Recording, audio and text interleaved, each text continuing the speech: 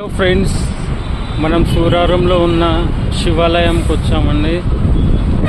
ఇక్కడ పెద్ద పెద్ద విగ్రహాలు ఉన్నాయి. హనుమంతుని విగ్రహం చూడండి, చాలా పెద్దగా ఉంది. దగ్గర దగ్గర 70 అడుగులు ఉంటుందేమో. ఈ పక్కనే మన బొజ్జబన గణపయ్య ఉన్నాడు. రెండు ముఖాలు ఉన్నాయి.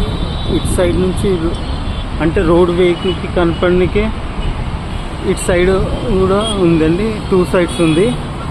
అలాగే మన ఈశ్వరుడు మహాశివుడు విగ్రహం కూడా ఉంది. చాలా పెద్ద విగ్రహం అండి. చాలా బ్యూటిఫుల్ ప్లేస్. పక్కనే రోడ్డు పక్కనే టెంపుల్ ఉందండి. చాలా పీస్ఫుల్గా ఉంది. బట్ ఎండకి రాకండి, పైన కాళ్ళు ఘోరంగా కాలుతున్నాయి. వీడియో తీసుకోవడానికి టైం కూడా లేదు. అలా అయినా కూడా ట్రై చేసిన, బట్ వీడియో తీసే వాళ్ళు కూడా లేరు. అలాగే డౌన్ అట్లా స్టెప్స్తో కిందికి వస్తే ఇక్కడ చిన్న అమ్మవారి విగ్రహం ఉంది. ఇక్కడ చిన్న అమ్మవారి విగ్రహం ఉంది.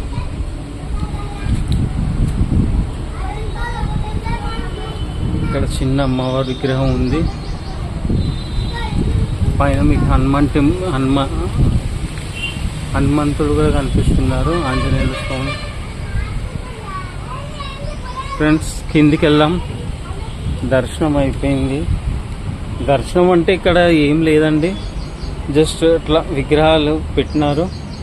ఇట్లా కొండల మధ్యలో నుంచి వెళ్ళడానికి ఒక మంచి ప్లేస్.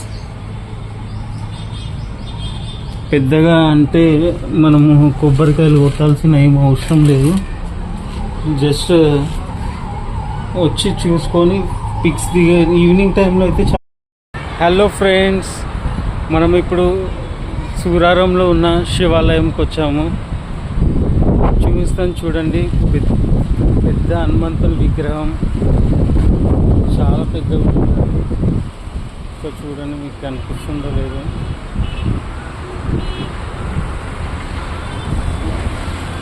పెద్ద హనుమంతుని విగ్రహం పక్కనే మన వినాయకుడి విగ్రహం కూడా ఉందండి. మీకు ఎలా కనిపిస్తుందో ఏమో. పక్కనే శివుడిది విగ్రహం అండి.